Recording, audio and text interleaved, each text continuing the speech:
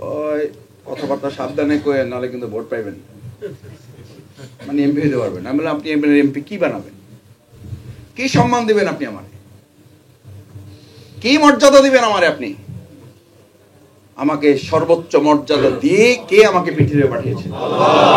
এর চেয়ে মর্যাদা লাগবে? লাগবে। কাজে মাসুদে আপনারা পারলেন না, পোলাপান পারছে। আমি বললাম, পোলাপান পারছে, এটাও কার প্ল্যান? নমরুদদের মতো, ফিরআউনদের মতো এদেরকে সাহায্য করতে আল্লাহ তাআলা বড় কিছু ব্যবহার করেন। আবু জেহেলের মারছে কারে দিয়ে? বাচ্চা দিয়ে মারছে। তা আবু জেহেলের বাচ্চা দিয়ে মারবে, আবু জেহেলের অনুসারী শেখ হাসিনারে কি বড় লোক দিয়ে মারবে? ওরও মারছে কারে দিয়া? হে বাচ্চাগুলোর দোষ। তোমরা কি বুঝো? অথচ যেই পাথর সরানোর কারণে আজকে তারা আমরা কথা বলতে পারতেছি, এখন সেই বাচ্চাদেরকে টার্গেট করে কথা বলতেও আমাদের হৃদয়টা কাঁপে না। যাদের কাঁপে না তাদেরকে একই পরিস্থিতির জন্য অপেক্ষা করতে হবে। আল্লাহ আপনাকে সাহায্য করবেন, গোটা দুনিয়া আপনার প্রতিপক্ষ হবে, আপনি জিতবেন না হারবেন? গোটা দুনিয়া আপনাকে সাহায্য করবে, আল্লাহ আপনাকে সাহায্য করবেন না, জিতবেন না হারবেন? আপনার হারার জন্য আর কোনো কারণ লাগবে না, কোনো কারণ লাগবে না। সুতরাং আপনার আমার জন্য টার্গেটের বিষয়টা হচ্ছে যে আমাকে আপনার, এটা তো আবার আয়াত দিয়েও বুঝায়, তার পক্ষের আয়াত তো সব জানা লাগে নিজেদের। পক্ষের আয়াত কি? গজে মাসুদ ভাই দেখছেন, আল্লাহ তাআলাও শিখাই দিয়েছেন, রব্বানা আতিনা ফিদ দুনিয়া হাসানা ওয়া ফিল আখিরাতে হাসানা। এই যে ওলামায়ে কেরাম যারা আছে তারা হাসতেছে।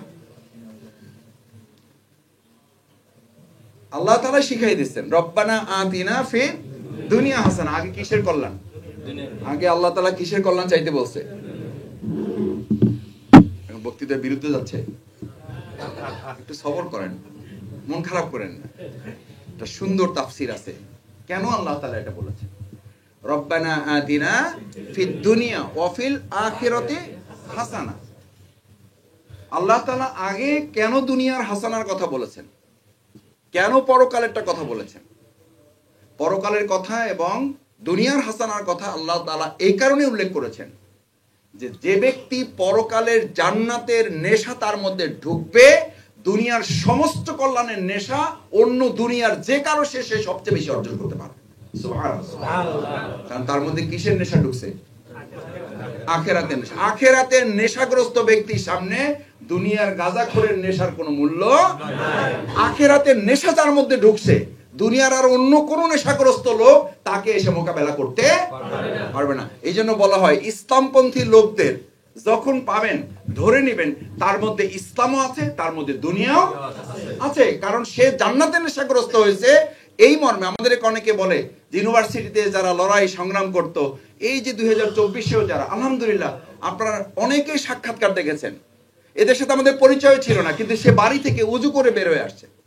সে তার স্ত্রীকে বলে আসছে আমি হয়তো আর আসে না, আসে নাই। ছোট ছেলে সে তার মাকে বলছে যে তোমার সাথে যদি আর দেখা না হয় দোয়া করো, তোমার সাথে জান্নাতে দেখা হবে। এই যে চেতনা নিয়ে সে বের হয়েছে, নেশাটা কি দুনিয়ার না পরকালের? ভাই একটা জিনিস বুঝেন, আল্লাহ তাআলা বলেছেন দুনিয়ার নেশা তার মধ্যে এমনি তৈরি হবে, যদি জান্নাতের নেশা তার মধ্যে তৈরি হয় তাহলে দুনিয়ার নেশা তৈরি করার জন্য তার মধ্যে আলাদা কোনো মোটিভেশন দরকার হবে না, বরং দুনিয়ার মোটিভেশন আলাদা তার কাছে পরাজিত হতে বাধ্য। পরাজিত হয়েছে না হয় নাই? হয়েছে, ভবিষ্যতে ইনশাআল্লাহ হবে। কারণ আমরা কিসের নেশাগ্রস্ত?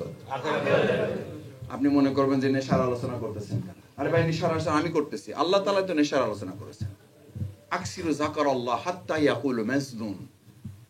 সুবহানাল্লাহ। সুবহানাল্লাহ। আরবিটা হয়তো অনেকে বুঝতে পারছেন, এইজন্য সুবহানাল্লাহ আমার বলা লাগছে। আর যারা বাংলা বুঝতে পারবেন তারা আরো অন্তর দিয়ে বুঝতে পারবেন। আকসিরু যাকারাল্লাহ, আল্লাহর স্মরণে এমন নেশাগ্রস্ত হও হাত্তা ইয়াকুলু মাজনুন, ঘরে যাওয়ার পর তোমার বউ তোমারে জিজ্ঞেস করবে আপনার কি মাথা মাথা ঠিক আছে, সেই কখন গেছেন, এই রাত 11টায় আসছেন, কি পাইছেনটা কি? তার মানে আপনি কি, কার ভাষায়? আল্লাহর ভাষায়। বউ আপনার পাগল বলবে। রাসূল করিম সাল্লাল্লাহু আলাইহি ওয়াসাল্লাম সবে মেরাজ করে ঘরে ঢুকেছেন, মাইমুনা রাদিয়াল্লাহু তাআলা আনহা ঘরে ঢুকেছেন। ওই যে মনে করেন না যে খালি শত্রুতা বাইরে থেকে হয়।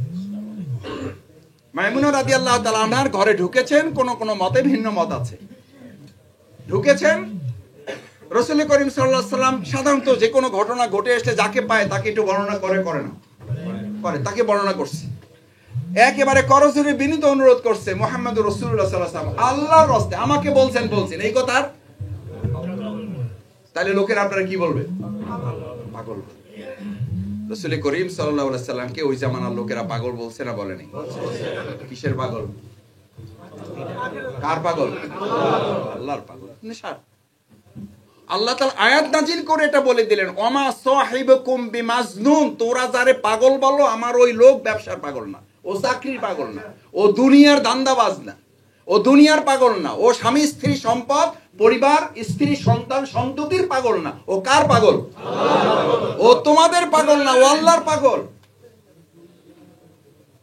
এইটার জন্য বলা হচ্ছে রব্বানা আতিনা ফিদ দুনিয়া হাসানা ওয়া ফিল আখিরাতি হাসানা। আল্লাহ আমার মধ্যে পরকালের এমন নেশা তৈরি করে দেন যে ওই নেশা আমাকে দুনিয়ার সমস্ত দুনিয়ার নেশাগ্রস্তের উপর আমি বিজয়ী হতে পারবো ইনশাআল্লাহ।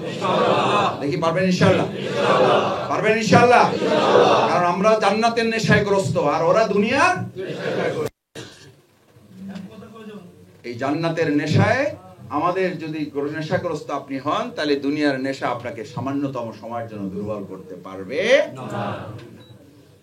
তৃতীয় কথা, সম্মানিত ব্যবসায়ী নেতৃবৃন্দ, আপনাদেরকে নাম দেওয়া হয়েছে সুধীবৃন্দ, বিশিষ্ট ব্যক্তিবর্গ। আমরা বিশিষ্ট ব্যক্তিবর্গ কিনা এটা দুনিয়ার দৃষ্টিতে বিবেচনা করা হয়েছে। প্রকৃতপক্ষে আল্লাহর সমস্ত বান্দাই আল্লাহর কাছে কি? বিশিষ্ট।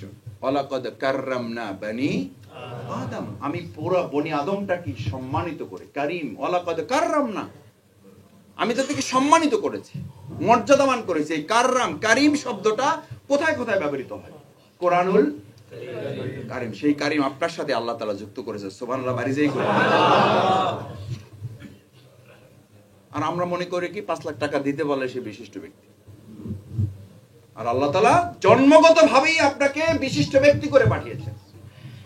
আপনার নাম দিয়েছেন, যেই কারীমের সাথে কোরআনকে সম্মানিত করেছেন, আপনার সাথে এই কারীম যুক্ত করেছেন। এই কারীমকে যুক্ত করেছেন নবিয়ে কারীম। সুবহানাল্লাহ, সুবহানাল্লাহ। কোরআনুল কারীম, নবিয়ে কারীম। পরেরটা শুনবেন না? এই কারীম আল্লাহ তার নিজের সাথে সম্পৃক্ত করে বলছেন রব্বে কারীম। আল্লাহ, রব্বে কারীম। কি জামাত ইসলামী আপনারা শুধু ঘোষণা করবে? আরে কিসের বিশিষ্ট ব্যক্তিবর্গ জামাতের?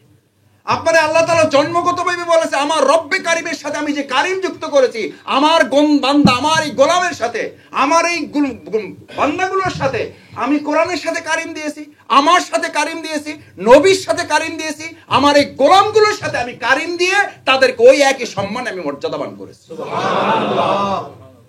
এরপরে মর্যাদা দাঁড় করার জন্য আমাকে এমপি হওয়া লাগবে, মন্ত্রী হওয়া লাগবে না। কয় কথাবার্তা সাবধানে কয়ে, নাহলে কিন্তু ভোট পাইবেন না, মানে এমপি হতে পারবেন। আমি বললাম আপনি এমপি কি বানাবেন? কি সম্মান দিবেন আপনি আমারে? কি মর্যাদা দিবেন আমারে? আপনি আমাকে সর্বোচ্চ মর্যাদা দিয়ে কে আমাকে পৃথিবীতে পাঠিয়েছেন? আল্লাহ। এর চেয়ে মর্যাদা লাগবে না? লাগবে। কোনটা লাগবে? এই মর্যাদাকে শানিত করে, এই মর্যাদাকে আর অর্থবহ করে আল্লাহ তাআলা বললেন ইন্না আকরামাকুম, তোমাদের মধ্যে সম্মানিত সে না যার 20টা গাড়ি আছে, 10টা ফ্ল্যাট আছে, 15টা ব্যবসা আছে, ট্রেডার্সের মালিক, সে তোমাদের মধ্যে সম্মানিত না। তোমাদের মধ্যে আমার কাছে সম্মানিত ইন্না আকরামাকুম ইনদাল্লাহি আতকাকুম, যে আমাকে বেশি ভয় করে সে হচ্ছে তোমাদের মধ্যে সবচেয়ে বেশি সম্মানিত। সে যদি একদম পিছনে বসা থাকে, সে আজকে এই আমাদের এই বড় চেয়ারে যে বসা, তার চেয়ে আল্লাহর কাছে বেশি সম্মানিত। সে যদি এই বাইরে পাশের রুমে থাকে, যে আমাদেরকে ভালো করে দেখতে পাচ্ছে না, সে যদি এমন হয় যে বসারও জায়গা পায় না, বাড়ি দাঁড়িয়ে আছে, আল্লাহ তাআলার কাছে সে হইতে বেশি সম্মানিত। মুসা আলাইহিস সালামের জামানায় এক জানা মাঝে একজন মানুষকে দাঁড় করিয়ে রেখে বৃষ্টির জন্য হাত তোলা হয়েছে। দোয়া কবুল হয়ে যায়, ওই দিন দোয়া কবুল হচ্ছে না। মুসা আলাইহিস সালামকে বলল আল্লাহ তাআলা, তোমার এই বান্দাদের মধ্যে একটা লোক আছে, তারে বের করে দিলেই কেবল এখানে কি হবে? বৃষ্টি হবে। ভাইয়েরা, ইন্না আকরামাকুম ইনদাল্লাহি আতকাকুম।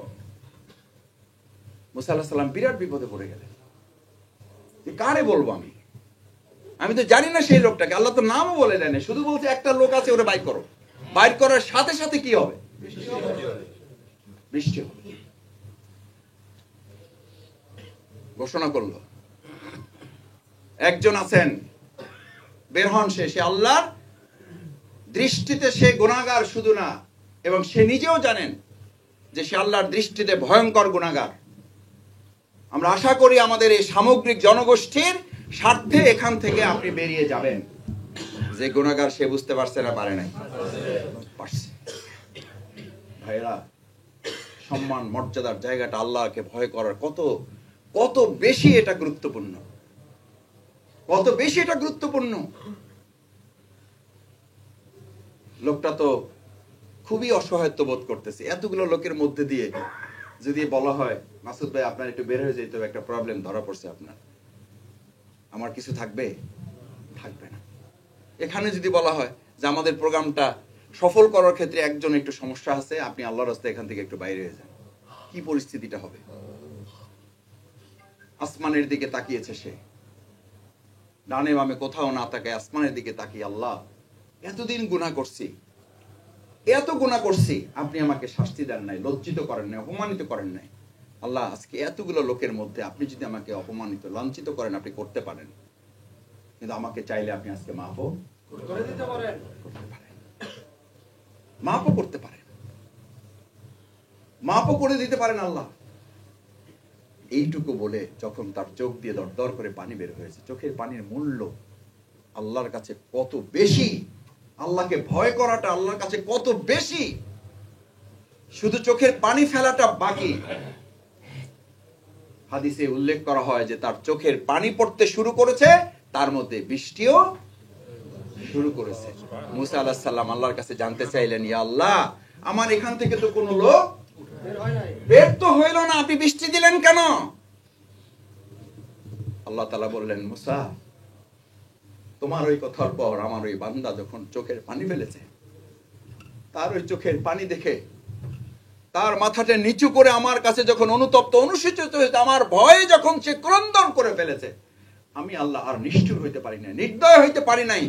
আমি তোমাকে আর জিজ্ঞাসাও করি নাই যে সে বের হয়েছে কি হয় নাই, জানতেও চাই নাই।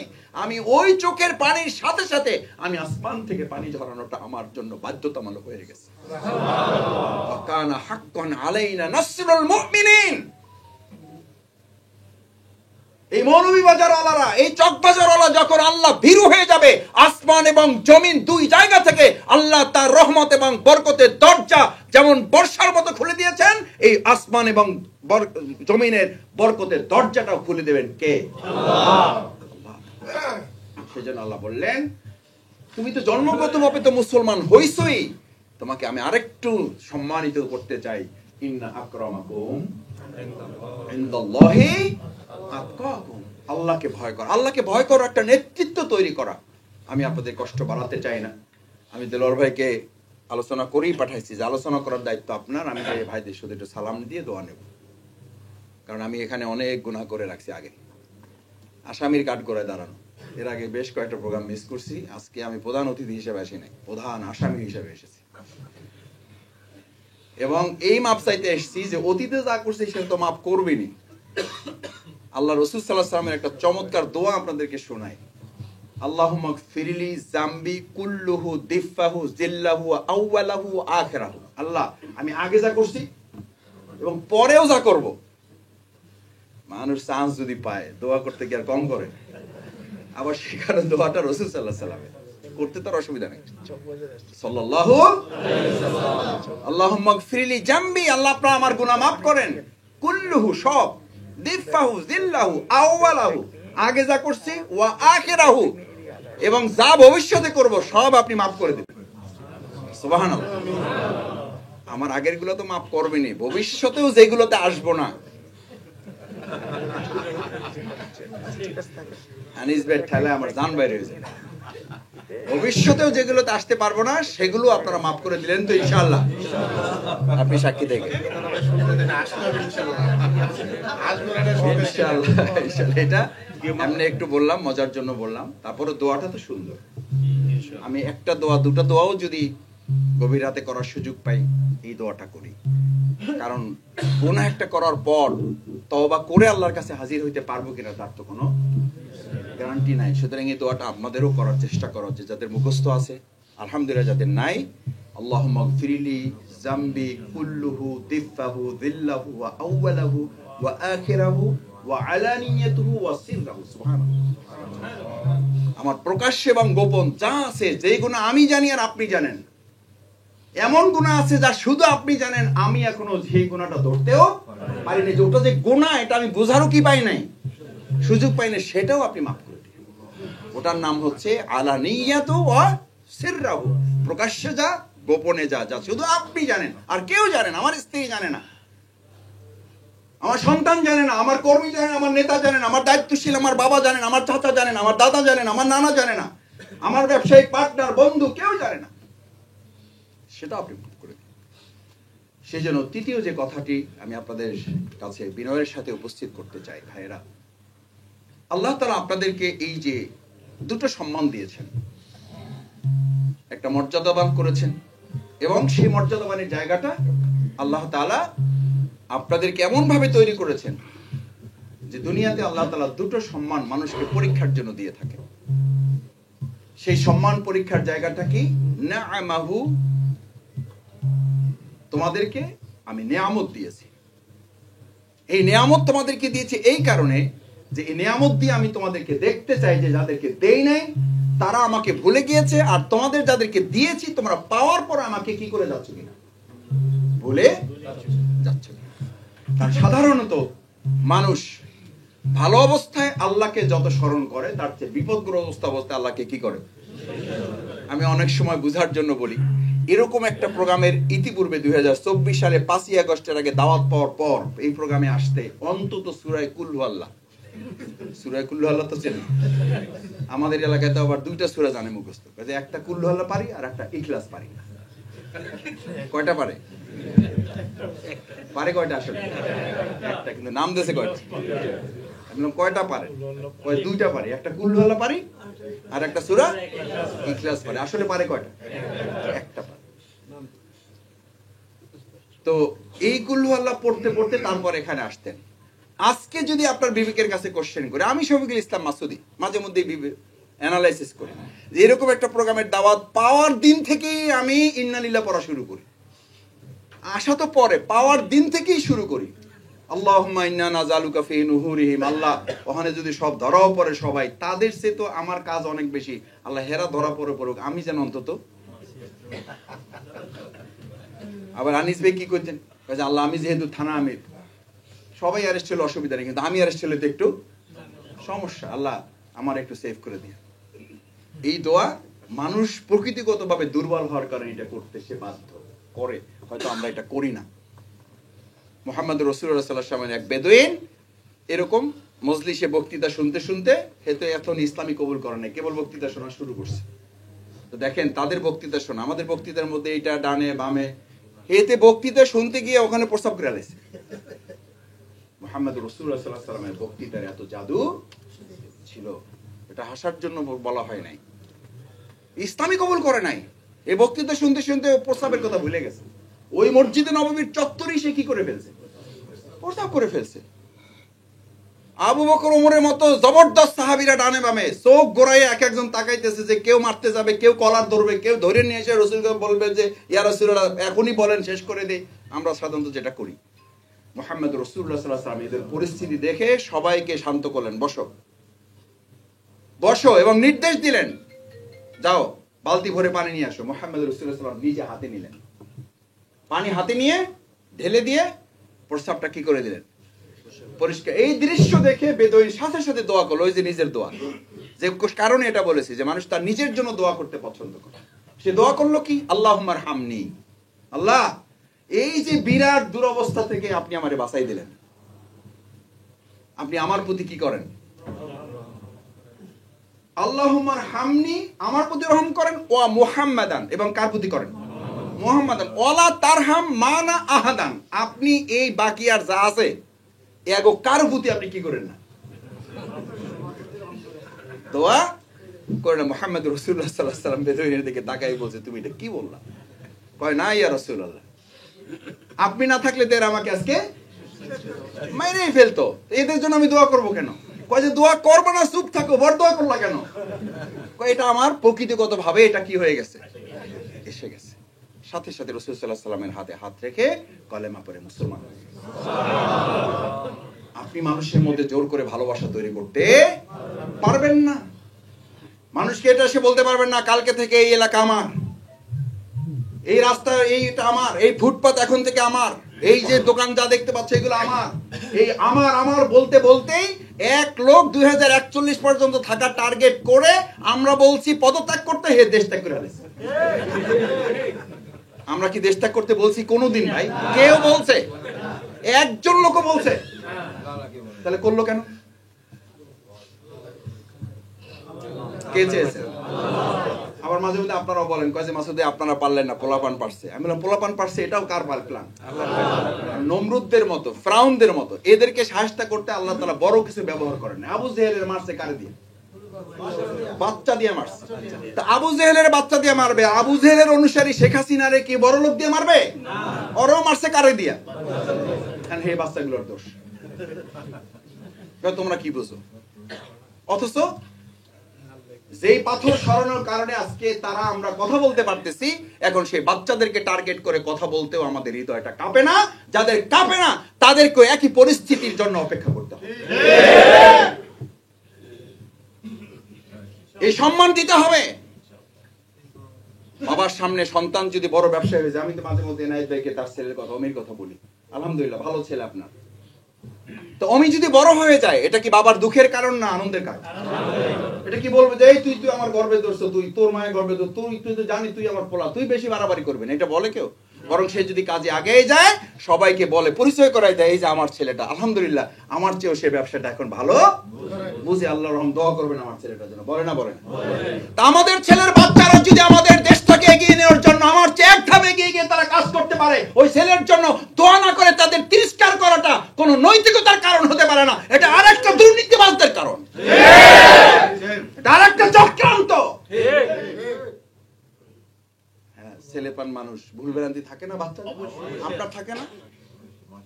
এটা হয়তো কোনোদিন একটা চটকনা মারেন, আপনি চটকনা মারাতে সে যতটুকু না কাঁদে তার চেয়ে বাবারা বেশি কাঁদে। আমি কেঁদেছি, আমি শুধু না, আমরা সবাই কাঁদে। এই জন্য আমার এক শিক্ষকের কথা ছিল যে শিক্ষক তার ছাত্রকে পিটিয়ে এসে তার নিজের শিক্ষক রুমে এসে চোখের পানি ফেলে না, ওটা শিক্ষক নামের কলঙ্ক। তার ছাত্র যত না কাঁদবে, তার ছাত্র যত না ব্যথা পাবে, তার চেয়ে ব্যথাটাও শিক্ষককে বেশি, তাহলে ওটা শিক্ষক, না হলে ওটা শিক্ষক নামের কলঙ্ক।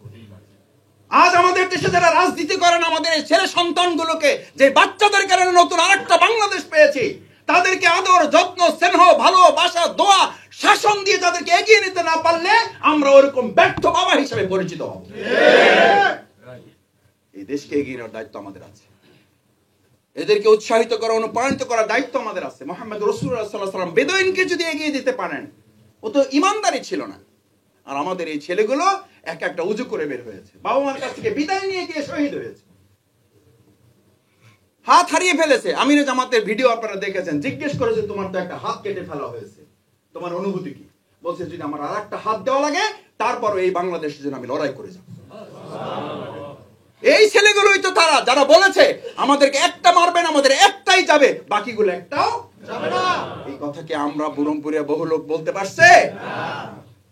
এই স্বীকৃতি থাকবে না? এই দেশটা কিনে আমাদের ভাবতে হবে না? কিন্তু দুর্ভাগ্যটা কি, এই 5 মাস 6 মাস 7 মাস যেতে না যেতেই আমাদের মধ্যে আবার আর এক অজানা আতঙ্ক, অজানা আশঙ্কা শুরু হয়েছে। না শুধু কোন কোন ক্ষেত্রে মাত্রা ছাড়িয়ে গেছে। আমি গতকালকে এলাকা থেকে এসেছি, আমাকে বলে যে মাসুদ আগে এক জায়গায় দিতাম, এখন 3 জায়গায় দেওয়া লাগে। আগেই ভালো ছিল, আমাকে সেটেল ছিল, একজন নিলে শান্তিতে থাকতাম। এখন 3 জন এসে বলে, পরে সে এসে বলে যে এরপরে কেউ আসলে আমি জানি না, দায়িত্ব আমার না। কি এত অদ্ভুত জগতে পড়েছি। এই দৃশ্য কি শুধু আমার এলাকা? সারা বাংলাদেশে এই দৃশ্য। আমরা আশা করব আমাদের এই শহীদদের রক্তে রঞ্জিত এই বাংলাদেশের নতুন স্বাধীনতা, দ্বিতীয় যে স্বাধীনতা, এটাকে আমরা আমাদের যা যেখান থেকে প্রয়োজন আমরা এটা দিয়ে এটাকে সুরক্ষিত রাখবো ইনশাআল্লাহ। আলহামদুলিল্লাহ, বাংলাদেশ জামাত ইসলামের প্রতি এই আশা ভালোবাসা তৈরি হয়েছে। আপনারাও সেটার সাথে আছেন বলেই আলহামদুলিল্লাহ আজকে বাংলাদেশ জামাত ইসলামের প্রতি মানুষের এক সময় প্রত্যাশা ছিল জামাত ইসলামী চাইলে কিছু করলে করতেও পারে, আর এখন প্রত্যাশা হচ্ছে বাংলাদেশ ইসলামী জামাত ইসলামী চাইলে এই বাংলাদেশটাই পরিচালনা করার যোগ্যতা তারা। এই প্রত্যাশা, এই ভালোবাসা, এই দাবি, এই চিন্তা, এই দৃষ্টিভঙ্গি তৈরি হয়েছে না হয়নি? এটাকে শুধু এই জামাতের কয়েকজন লোকদের মধ্যে আপনি নিজে প্রমাণ করার জন্য, আপনারা নিজেরা হয়তো প্রমাণ আপনাদের কাছে থাকতে পারে, থাকার কথা। আমি মাঝে মধ্যে রিক্সাওয়ালায় উঠি ইচ্ছা করে, সিএনজি ওয়ালা জিজ্ঞেস করি, ভাই এবার ভোটটা কিন্তু, আমি ইচ্ছা করেই বলি ভোটটা কিন্তু অমুক জায়গায় দিন। কয় না। আমি বললাম কেন? কয় না, এবার ওই যে একজন আপনাদের সাদা দাড়িওয়ালা একটা লোক আছে না, কথা বলে, ওনার কথা আমাদের হৃদয় গাইতে গেছে। এবার আর আমরা 2 নাম্বারই করবো না, এবার আমরা আসল জায়গায় ভোটটা দেবো। তাই আমি বললাম যে তাহলে কোথায় দেবেন? কয় যে ওই যে আপনাদের দাড়িপাল্লা আছে না। আমি বললাম আপনাদের দাড়িপাল্লা মানে কি? আমি তো আপনারা বলি নাই যে আমি জামাত। কয় না, আপনি যখন রিক্সায় উঠছেন তখন চেহারা দেখে আমার মনে হয়েছে যে আপনি ওই পার্টির লোক। এই কথা বলার লোক খালি রিক্সাওয়ালা একজন? আলহামদুলিল্লাহ। তাহলে আল্লাহ তাআলার দায়িত্ব হচ্ছে, শেষ কথা যেটা বলতে চাই সম্মানিত ভাইয়েরা, এই যে আমাদের এক বিরাট আমানতের নিয়ামত আল্লাহ তাআলা দান করেছে। আমানতের হকটা কি? হকটা হচ্ছে ওই আমানতটা, ওই নিয়ামতটা যখন কাজে লাগাবেন, লা ইন শাকারতুম লাযিদান্নাকুম, ওটা আল্লাহর কি করে দেন। এখন আমরা কি চাই, এটা বাড়ুক না কমুক, নাকি স্থিতি থাকুক? বাড়ুক। যদি বাড়তে হয় তাহলে এটাকে কাজে লাগাতে হবে। দেখি ইনশাআল্লাহ পারবেন। আমরা সিদ্ধান্ত নিয়েছি বাংলাদেশ জামাত ইসলামী 2025 সালটাকে, আমরা ক্ষমতায় নাই কিন্তু বহু লোক কারণে অকারণে, ষড়যন্ত্র করে হোক, ভালোবাসার কারণে হোক, অন্তর থেকে হোক, বুঝে হোক না বুঝে হোক, প্রচারণা চলতেছে জামাত না, জামাত দেশ চালাইতেছে। আছে না নেই? কেউ শত্রুতামি করে বলে, কেউ আবেগের কারণে বলে, কেউ বুঝা বলে, কেউ আলহামদুলিল্লাহ মুখ দিয়ে যেহেতু বের হয়েছে, আমার ধারণা আল্লাহ এটা কবুল করবে। কেন কবুল করবেন আমি বলি আপনাদের, শেষটা বলেই, মুহাম্মদ রাসূলুল্লাহ সাল্লাল্লাহু আলাইহি ওয়াসাল্লামের শত্রু ছিল যারা তাকে হত্যা করতে আসতো, তারাও তাকে আলামিন বলে ডাকতো না? ডাকতো। কারণ তারা জানতো এই আলামিন ওয়ালা লোকটাই এক সময় এই মদিনাটাকে সোনার মদিনা, এই ধারণা তাদের মধ্যে ছিল। এই ধারণা প্রমাণ হয়েছে না হয়নি? এই আলামিন ওয়ালা লোক হিসেবে বাংলাদেশ জামাত ইসলামীকে আল্লাহ তাআলা ইতিমধ্যে তার একান্ত মেহেরবানি, আমাদের কোনো কৃতিত্ব নাই, এই আলামিন ওয়ালা লোক হিসেবে আল্লাহ তাআলা বাংলাদেশ জামাত ইসলামীকে কবুল করছে না করেনি? ওই যে লোকটা আর যাই হোক, লোকটা কি পিটাইছে, এই দেলোয়ার ভাইকে পিটাইয়া সব শেষ করছে। এরপরে আরেকজন লোকে কয় যে যা পিটাইছে লোকটা কিন্তু ভালো, লোকটা কিন্তু ভালো। আমাদেরকে পিটাই হুইল চেয়ারে বসায় রাখছে, ওখানে অন্তত 50 জন আসামির মধ্য থেকে যে নতুন দায়িত্বে আসছে আইসে বলতো যে ডক্টর শফিকুল ইসলাম মাসুদ স্যারকে একটু হাত জাগান। আমি বললাম পিঠে শোয়াইয়া হুইল চেয়ারে বসায় রাখছেন, আবার স্যার ডাকেন, ঘটনা কি? কয় উপর থেকে নির্দেশ আছে আপনার যেন কোনো অসম্মান না হয়। আমি বললাম এটা তো আর একটা অত্যাচার, যে পিটাই হুইল চেয়ারে বসায় রেখে এখন কি ডাকতেছে? স্যার ডাকতে। আবার খাবার সময় ওখানকার বলা হয় যে ডিবির মাইরও ভালো, মিন্টু রোডের মাইরও ভালো, খাওয়া ভালো। আমি ওই 67 দিনে, এটা আবার বলি আপনাদের, আল্লাহ নিয়ামত, যে ইব্রাহিম আলাইহিস সালাম যেমন বলছিলেন না যে আমার ওই 41 দিন বা আমার ওই 40 দিন যে আগুনে তারা আমারে ফালাই রাখছিল, ওইটা ছিল গোটা জীবনের মধ্যে আমার সবচেয়ে আরামের দিন। সুবহানাল্লাহ। আপনাদের কাছে হয়তো আমাদের রিমান্ডের চিত্র কষ্ট পেয়েছেন, আমরাও যে একবারে কষ্ট পাই না তা না, কিন্তু সব দিক বিবেচনা করলে আমাকে যদি জিজ্ঞেস করা হয়, দেলোয়ার ভাইকে জিজ্ঞেস করেন, উনি কালকে না পরশু একটা আলোচনায় বলেছেন আমাদের যে ওই 67 দিন রিমান্ডের আমার জীবনের সবচেয়ে সম্মান, মর্যাদা, আনন্দের এবং তৃপ্তির দিন ছিল। কারণ ওখানে লোকেরা বলতো যে মাসুদ ভাই আপনারা কারা, আপনি কে, আপনি তো এখানে খাবার একদিনও খান। আমি ৬৭ দিনের 3 বেলার 1 বেলার খাবার আমি ওখানকার খাবার খাই নাই। কোনো না কোনো ভাবে পুলিশ জিজ্ঞেস করতো যে ভাই আপনাদের খাবার কোত্থেকে আসে। আমি বললাম এটা তো আপনারা না জানবেন। কয় স্যার আমরাও জানি না, আমাদেরকে এক জায়গা থেকে দেওয়া হয়, এটা আপনাদেরকে আমি দিতে বাধ্য, আমার তো কিছু করার নেই। কোনোদিন নান রুটি, কোনোদিন স্যুপ, কোনোদিন গ্রিল, কোনোদিন বিরিয়ানি, কোনোদিন কাবাব, এইসব নিয়ে হাজির। আমি বিশ্বাস করি এই কাজ যে বা যারা সংগ্রহ করুক বা যারা করেছেন সম্পাদন, এই কাজ মানুষের দ্বারা হয় না, এই কাজ কে করিয়েছেন? কারণ রিজিকের ফয়সালা কার থেকে হয়? আমার ভাইরা, এটা আমার বা দেলোয়ার ভাইয়ের একক এরকম 2-4 জন ব্যক্তির ব্যাপার না, এরকম আমাদের শত শত হাজার হাজার স্মৃতি কথা আমাদের সেই 15-10 বছরে আল্লাহ তাআলা আমাদেরকে ঘটিয়েছেন। সেজন্য আমি অনেক সময় বলি যে আমরা শুধু জেল খাটি নাই, আমরা আল্লাহ তাআলার সাহায্য দেখার সুযোগ পেয়েছি। যে আল্লাহ আমাদেরকে সাহায্য করেছেন, সে আল্লাহ এই বাংলাদেশ বিনির্মাণে সাহায্য করবেন না করবেন? আমরা এই জন্য এবার সিদ্ধান্ত নিয়েছি, আল্লাহ যদি সাহায্য করেন, তার সাহায্য পাওয়ার জন্য আপনাকে উপযুক্ত হতে হবে। আমরা সেই উপযুক্ত হওয়ার চেষ্টা করতে পারবো ইনশাআল্লাহ। সেই উপযুক্ত হওয়ার জন্য একটা কথা বলে আমার বক্তব্য শেষ করব। সেটা হচ্ছে যে আমরা এবার সিদ্ধান্ত নিয়েছি, বাংলাদেশ জামাত ইসলামীর অনেক সমাজ কল্যাণমূলক কাজ আমাদের পরিচালিত আছে। এখন যতটুকু ভালো পরিবেশ পেয়েছি, ওই সমাজ কল্যাণমূলক কাজ কমবে না, বাড়বে। এখন সুযোগ পেয়েছি ইউনিভার্সিটি একটা করা লাগে, করবো না? করবো না? এখন সুযোগ পেয়েছি 5টা হাসপাতাল আমাদের আরো করা দরকার। মীর কাসেম আলী ভাই একটা করে যদি স্বাস্থ্য জগতে বিপ্লব ঘটাতে পারে, তাহলে ওনারা চলে গেছেন, ওনারা চ্যালেঞ্জ করে গেছেন। আমি ওনার একদম কানের কাছে যখন ওনাকে ফাঁসিতে নিয়ে যাবে, সেদিন আমার সাথে ওনাকে বের করেছেন ফাঁসিতে নেওয়ার জন্য, চেঞ্জ করতে, আর আমাকে বের করেছেন কোর্টে নেওয়ার জন্য। সৌভাগ্যবশত সুবেদার যিনি ছিল বলে যে মাসুদের চান্স যেহেতু হয়েছে, উনি হাঁটতে থাকবে, আপনি একটু জোরে হাঁটবেন, হাইটা ওনার হাত ধরে ফেলবেন, কোলাকুলি ফেরবেন, কোলাকুলির মধ্যে থাকা অবস্থায় আমি আপনাকে ছাড়াই নিয়ে আসবো, যাতে আমার কোনো সমস্যা না হয়, বাট আপনি কোলাকুলি মিস করবেন না। সুবহানাল্লাহ। এরকম সহযোগিতা আমাদেরকে বাইরে করেছে। আমি বহুবার বলেছি, আপনাদের কাছে মনে হয় যে সব আমাদের শত্রু, সব আমাদের শত্রু না। কোলাকুলি করেছে একদম আমার কানের কাছে ওনার ঠোঁটটা, এখন আমার এই কানে ওনার ঠোঁটের উষ্ণতা অনুভব করি। আমি বললাম মীর কাসেম ভাই আপনাকে কোথায় নিয়ে যাচ্ছে আমি জানি না। বলছে কোথায় নিয়ে যাবে? আল্লাহর যা ফয়সালা আছে তাই হবে। আমি বললাম আপনার তো অনেক কাজ বাকি আছে। বলছে যে না, এটা বললো না, আমার যা করার কথা ছিল আল্লাহ হয়তো তা করার কাজ সম্পন্ন করেই দিয়েছেন, বাকি কাজ তোমাদেরকে করতে হবে। এই বাকি কাজ আমাদেরকে করতে হবে, এই দায়িত্ব আমাদের উপরে আছে না নাই? আজকে একটা ব্যাংক দিয়ে কি আমরা সন্তুষ্ট থাকবো? এনায়েত ভাই থাকলে সুবিধা হইতো, এনায়েত ভাইয়ের ভাইয়েরা এখানে আছেন। আমরা এই ব্যাংক আরো বাড়াবো। আমাদের এক হাসপাতালে এক ব্যাংকই যদি ওদের মাথা গরম হয়ে যায়, তাহলে আরো কিছু ব্যাংক এবং হাসপাতাল করে ওদের পুরা পালপিটেশন আমরা গরম করে দেব, যাতে ওরা আবল তাবল বকা আরো কি করে দেয়। আবল তাবল বকতেছে না? বকতেছে না?